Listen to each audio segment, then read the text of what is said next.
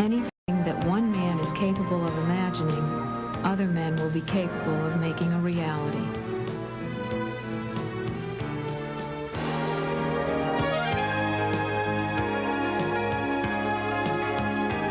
It's been almost 2 years since researchers at Langley began developing a vehicle capable of horizontal landings. These lifting bodies, as they are commonly known, derive their lift from body shape alone. By the mid-60s, success of the lifting body concept led to the development of several research vehicles. At Ames Research Center, the M2 project was under development. The first M2 vehicle was actually towed across the desert at roughly 110 miles per hour by a stripped-down Pontiac. Eventually, the M2 designs, as well as the Langley design, the HL-10, were being loaded into B-52s, taken about 8 miles up and launched. The HL-10 was the most successful of the lifting bodies. It exhibited acceptable transonic and supersonic handling characteristics and eventually became the fastest and highest flying piloted lifting body ever built. Although it was built without landing engines, the HL-10 still performed well. In fact, its landing capabilities contributed to the decision to eliminate the engines from the space shuttle. While work progressed on the shuttle, the HL-10 was put on the back burner. But recently, that blunt body design has been undergoing a refinement and redevelopment process now known as the HL-20. It is no longer simply a research vehicle, as the research being conducted on the HL-20 has a specific purpose. I believe that if the United States is going to have a space program, that the presence of humans in space play a very large part in the success of that program. And so the importance of having the ability to transport people to and from space becomes an absolute requirement. Our main objective has been to use the HL-20 design as we have it today to show that the lifting body as a type of vehicle would be usable in the PLS function. What we have done is to take the lifting body and really go through it in significant detail. And the research, if you will, that we've done on this, really quantifies the capabilities. We do a free flight testing here.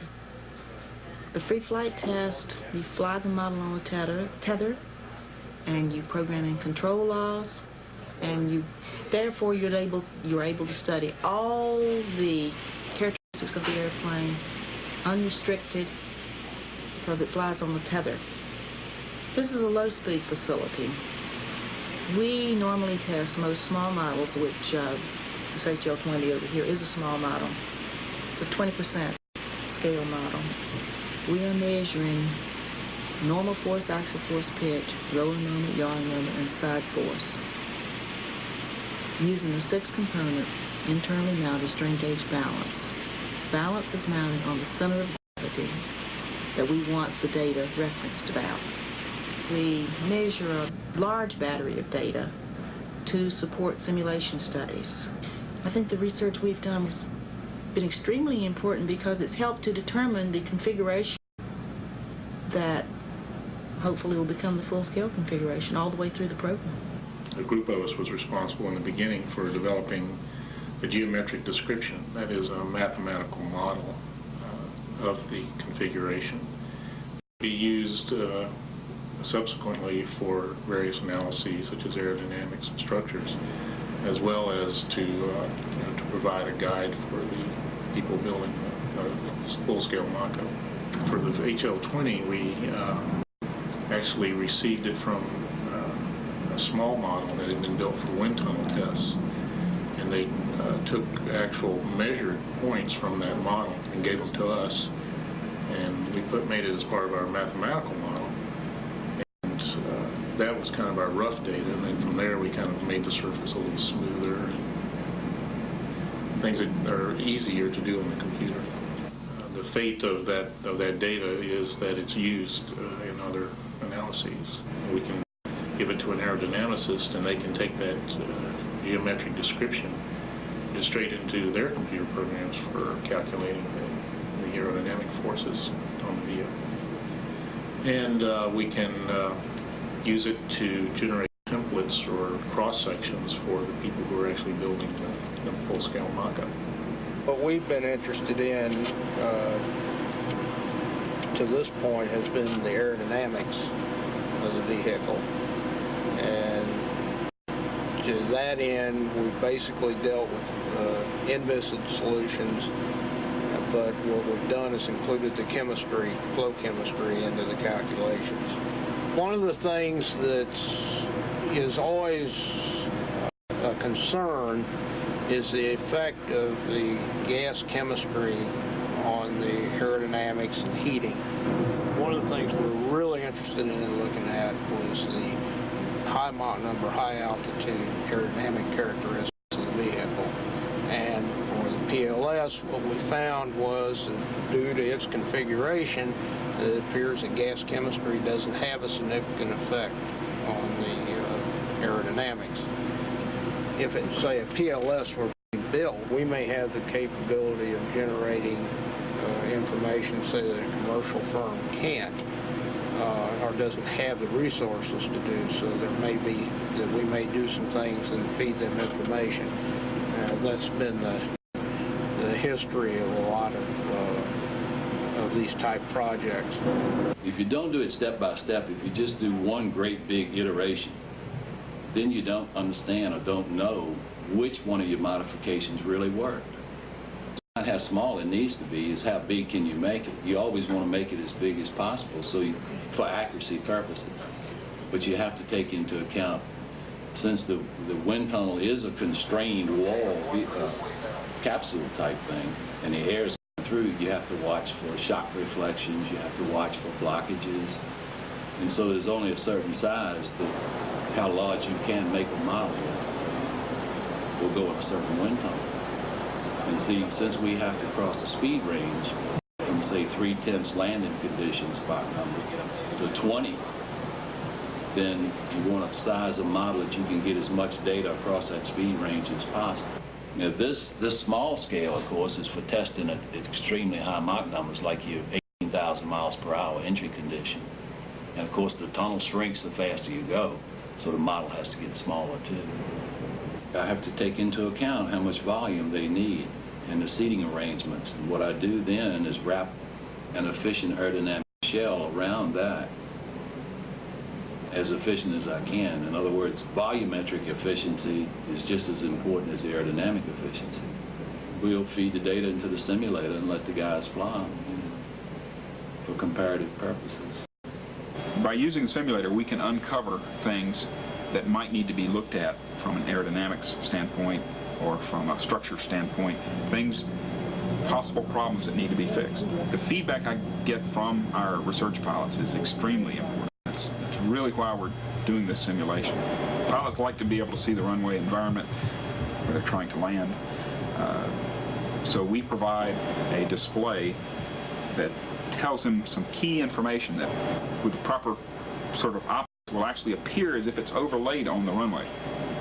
The first thing we learned in the simulator is the original HL-20 with the 3.2 LRD, it was possible to land it. The second thing we learned was it had fairly good flying characteristics.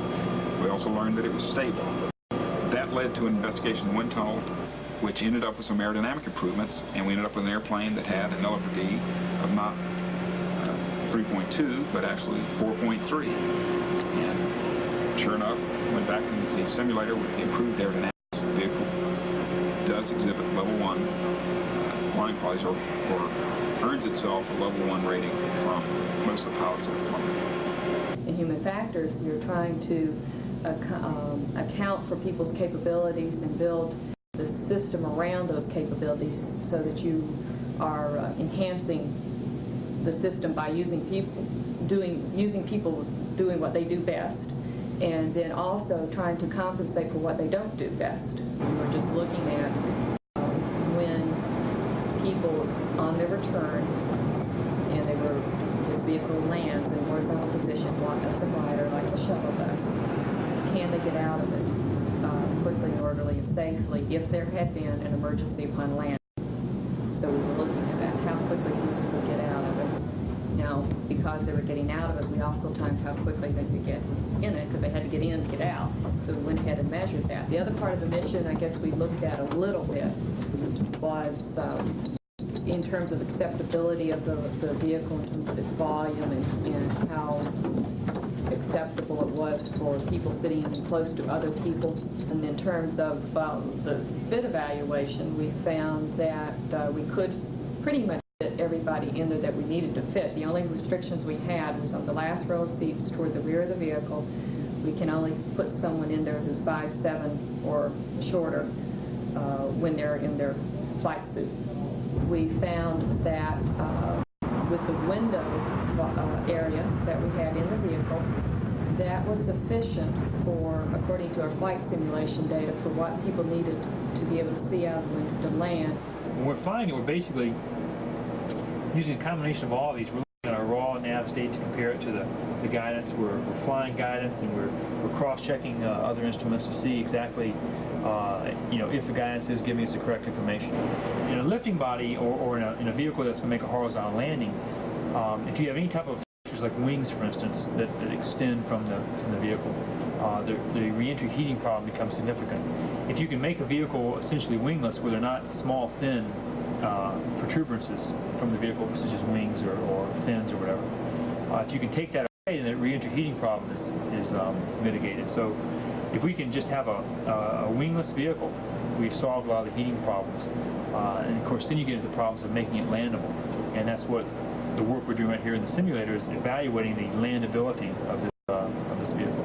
The simulator is going to be indispensable in actually letting us see how it flies and letting us change our flight control system as we decelerate through these Mach speeds to better handle the aerodynamic problems the vehicle inherently has. So if you think of it as this HL20 without any controls at all, if you can think of it as it decelerates from Mach 4 to Mach 1, a lot of good or bad things happen to it from an aerodynamic point of view. And now our job is to tailor our flight control system to alleviate these problems and to make it easily flyable. And the simulation study has initiated significant changes to the vehicle design, all done for a very small cost. The HL-20 is not a replacement for the space shuttle. And understand that the space shuttle is now the United States' method of getting, or its way of getting people to and from space. The HL-20 has a hypersonic LRD, I'm speaking of, by the way, of about 1.4, which gives it a large cross range when it comes back from the space station. When it does the deorbit and actually flies in the atmosphere, it has an 1,100 nautical mile cross range, which is about the level that the shuttle has.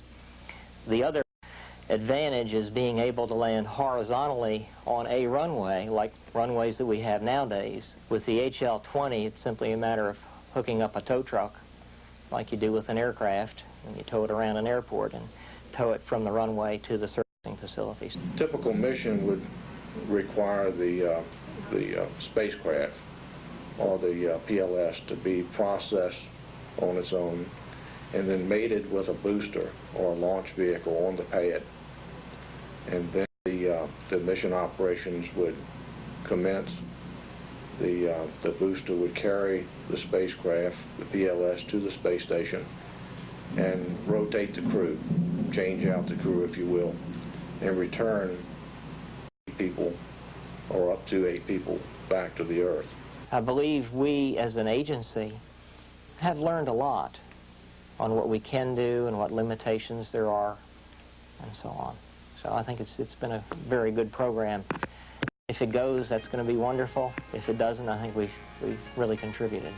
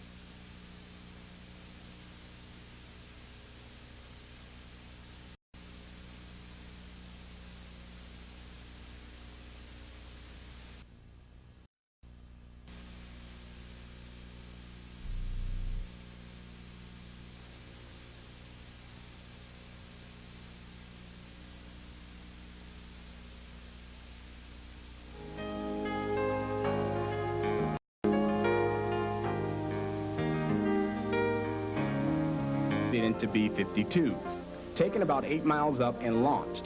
The HL-10 was the most successful of the lifting bodies.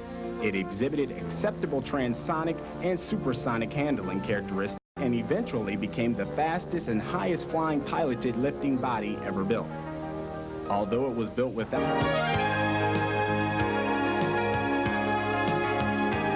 It's been almost 2 years since researchers at Langley began developing a vehicle capable of horizontal landings. These lifting bodies, as they are commonly known, derive their lift from body shape alone. By the mid-60s, success of the lifting body concept led to the development of several research vehicles. At Ames Research Center, the M2 project was under development. The first M2 vehicle was actually towed across the desert at roughly 110 miles per hour by a stripped-down Pontiac. Eventually, the M2 designs, as well as the Langley design, the HL-10, were being loaded.